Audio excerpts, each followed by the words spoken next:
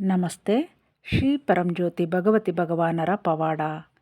ಇಂದಿನ ಪವಾಡದಲ್ಲಿ ಮೇಘಾಲಯದ ನಂದಾ ಕೋಚ್ ಅವರು ತಮ್ಮ ಅನುಭವವನ್ನು ಹೀಗೆ ಹಂಚಿಕೊಂಡಿದ್ದಾರೆ.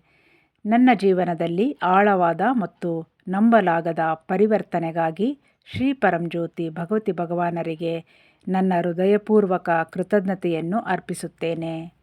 ಧರ್ಮಕ್ಕೆ ಬರುವ ಮೊದಲು ನನ್ನ ಜೀವನವು ಅಶಾಂತಿ, ಭಾವನಾತ್ಮಕ ಕಲಹ ಮತ್ತು ಭವಿಷ್ಯದ ಕುರಿತು ನಿರಂತರ ಆತಂಕಗಳಿಂದ ತುಂಬಿಕೊಂಡಿತ್ತು.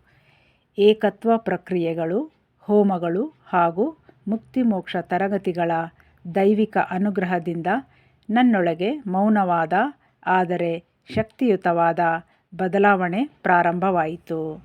ಇಂದು ಕೋಪವು ನನ್ನನ್ನು ನಿಯಂತ್ರಿಸುವುದಿಲ್ಲ. ಅದು ಉದ್ಭವಿಸಿದರೂ ತಕ್ಷಣವೇ ಕರಗುತ್ತದೆ. ನೋವು, ಅಶಾಂತಿ ಮತ್ತು ಭಯಗಳು ಈಗ ನನ್ನೊಳಗೆ ಉಳಿಯುತ್ತಿಲ್ಲ. ಹಿಂದೆ ನನಗೆ ಸಂಪೂರ್ಣವಾಗಿ ಅಪರಿಚಿತವಾಗಿದ್ದ ಶಾಂತಿ, ಆಂತರಿಕ ಶಕ್ತಿ ಮತ್ತು ಆಳವಾದ ಮೌನವನ್ನು ನಾನು ಇಂದು ಅನುಭವಿಸುತ್ತಿದ್ದೇನೆ. ಆಲೋಚನೆಗಳು ಉದ್ಭವಿಸಿ ನನಗೆ ತೊಂದರೆಯಾಗದಂತೆ ಹಾದು ಹೋಗುತ್ತವೆ. ನನ್ನ ದೈವಿಕ ಶಕ್ತಿಯ ಆಶ್ರಯದಲ್ಲಿ ನಾನು ಸದಾ ರಕ್ಷಿಸಲ್ಪಟ್ಟಿದ್ದೇನೆ ಎಂದು ನಾನು ಅನುಭವಿಸುತ್ತೇನೆ. ಈ ಆಂತರಿಕ ತೃಪ್ತಿಯೇ ನನ್ನೊಳಗೆ ಸಹಾನುಭೂತಿಯನ್ನು ಜಾಗೃತಗೊಳಿಸಿದೆ. ಇತರರಿಗೆ ಸೇವೆ ಸಲ್ಲಿಸುವುದರಲ್ಲಿ ಈಗ ಅಪಾರ ಆನಂದ ದೊರೆಯುತ್ತಿದೆ.